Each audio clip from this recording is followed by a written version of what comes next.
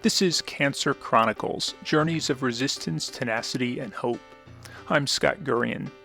This is our podcast series about how the Rutgers Cancer Institute, New Jersey's only National Cancer Institute designated comprehensive cancer center, is trying to spark some much-needed conversation about the second leading cause of death in the United States.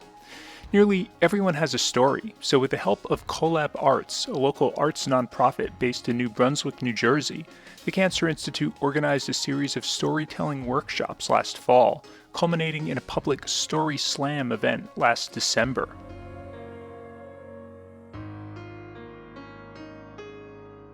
On today's episode, we're going to hear from Nicole Etienne, who's a marketing coordinator with the Cancer Institute's Cancer Health Equity team.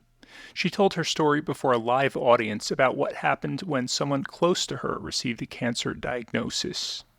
I'm the firstborn, the eldest daughter, and as such, I am genetically predisposed to fancying myself a fixer. But life has a funny way of showing up and saying, oh yeah, hold my beer and fix this. One example was a 10.8-pound Guava named Napoleon. I lovingly called him Popo. He was a grumpy old man. He loved me and hated everyone else. He garnered quite the reputation of the people who would come to visit that they had to watch out for their ankles because they weren't safe when he was around. And this extended to my mom who lived with me. He didn't bite her, but he only mildly tolerated her because he had to. Mommy, she was my first best friend. Her favorite story of us was she was pregnant watching Johnny Carson, and she'd poke and I'd poke back. And we'd do that for hours. And so it went for the next 40 or so years. We'd poke each other, and we'd laugh, and we went on this crazy journey. And then life showed up with another problem I couldn't fix. In November of 2018, when she was diagnosed with stage 4 liver cancer, I couldn't fix that. I felt so helpless, so out of control. How is life going to do this to me? How is life going to take my mom from me? It wasn't fair. And so, as she's going to these chemo treatments and doctor appointments, her little sister Annie's with us every step of the way. The time is quickly approaching. Her journey is coming to an end, and I can't do anything about it. And in this helpless feeling, I felt I had to do something. And so I went to her and I said, Mommy, I can't control what's about to happen, but I can control how I deal with it.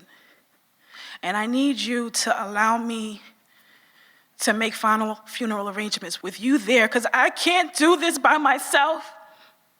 You can't let me do this by myself. And she didn't want to do that. She's dealing with her own fears, her own acknowledgement that this is the end for her. But I'm her best friend. I'm her baby. And so she put her big girl panties on, and she said, okay, make the call, do what you got to do. And so I reached out to her little sister, Annie, and I said, Annie, we're going to need you. We're going to need you to do this with us. Annie put her big girl panties on. She showed up too. And so the day comes, I've made arrangements, I've found a funeral director, and he comes to the house. He rings the doorbell. I scoop up Popo because it's too early in the process for anybody to get bit. And so he sits down. I have the type of personality where I'm like, let's go. Let's get these papers signed. Let's figure out what we got to do. Boom, boom, boom, boom, boom. And the funeral director said, whoa, calm your heels. I want to get to know you. I want to know your story. And so for the next 15 minutes, he asked my mom, he asked Annie, he asked myself about us and about everything that we looked forward to and went through leading up to this point. And then he began to ask my mom questions that I would have never thought to ask. And she gave him answers that I would have never guessed would have been her answers. And in that moment that was born of fear and helplessness and a loss of sense of control, a space was formed, a space where we could show up for each other, where we could understand that we were all feeling the same fear, the same feelings of what's about to happen, but we could push through that and we could be there for each other. And I want you to understand how important and how powerful that moment was, because no ankles were harmed that night and Popo didn't bite anybody.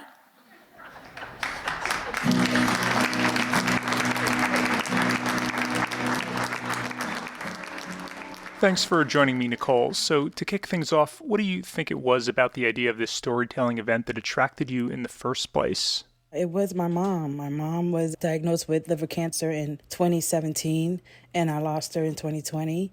And I started working at CINJ, and saw this opportunity come up, and I was like, what a great way to honor her and bring awareness at the same time. So there was like a direct connection between your mother's death from cancer and your decision to go into this line of work? Yeah, I guess it was an impetus. Definitely, I saw an opportunity to reach a population that I've worked with. I come from a background of nonprofit and disparity, whether it be mental health disparity or career services with youth at risk. So my core has always been empowerment and education. And I just saw this as a great opportunity to take what I've learned over the last 20 years in those realms and apply it to cancer awareness and education, especially because I have somebody who I lost with that diagnosis. Why did you think it was important to share your story? Well, it was healing for me, number one. It was a way to keep my mom's memory alive. And at the same time, it was a way to empower others with, yes, death is scary and we don't want to deal with it. But my story dealt with having the person who's going to be leaving be with you to help make final arrangements, which is not something that's very common in my family or in my community as a whole. And so to really impart how important that was and how pivotal that was. And once she was gone, there were no questions. All the questions had been answered. We didn't have to worry about, well, who gets what or what does she want, what were her final wishes. I was going to say that decision you made to do that, that's not something many people would do. And some people would call that brave. Like, Yeah. What motivated you to do that? And where do you think that idea came from? It came from a sense of powerlessness and anger. And I was like, I can't fix you, mommy. I can't fix what's happening, but what can I do in this space? I'm a control freak and I need to be able to do something. And I can do this with you. Please do this with me. And so she did it. Having that funeral director come over, he was a great guy. And the questions he asked her, I would have never thought to ask, like, what do you want to be buried in? Or did you want to have anything with you? And she had something in her mind, and I would have lost that opportunity to know that. And it would have been up to me to make those decisions. So she was empowered by the fact that, oh my God, I have a voice in this process of departing. It was a funny moment, actually, during the conversation because my mom is sitting there next to the funeral director, and she was cremated. And so he had a book of urns, and he passes the book over her to hand to me. Like, okay, so which urn do you want? And I'm like, dude, she's going in there. Like, let her pick the urn out. Don't give it to me. And he had an aha moment like, oh, yeah, I'm just so not used to, So she picked the urn. And again, I would have never picked that urn, but it was a perfect thing for her. So your mom and your aunt were initially hesitant about this, but I guess in retrospect, they realized it was a good idea after all. The sister, definitely, Annie, didn't want any part of it. And she pulled me aside and was like, I don't think I can do this. And I'm like, you got to do it. You have to do it. And so reluctantly, she did. And then she was glad she did. Mm-hmm. So having this sort of conversation ahead of time is, I guess, something you'd recommend other people do as well? Absolutely. Absolutely.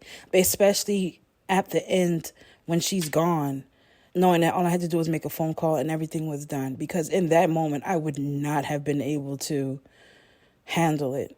I wouldn't have known what was up from down. And I'm dealing with grief at that moment. And I empowered my mom in that story to have her voice be heard one last time as to what she wanted to do. Nicole Etienne is a marketing coordinator with the Rutgers Cancer Institute's Cancer Health Equity Team. Cancer Chronicles is a project of the Rutgers Cancer Institute through a cross-department collaboration between the Cancer Health Equity Center of Excellence, the Office of Diversity, Equity, and Inclusion, and Cancer Research Education and Training. To learn more about the Cancer Institute's work, visit them on the web at cinj.org. This podcast series was produced by me, Scott Gurian, and the executive producers were Dan Swern and John Keller of Collab Arts, which engages artists, social advocates, and communities to create transformative new work. Our theme music was composed by Dave Seaman. Until next time, thanks for listening.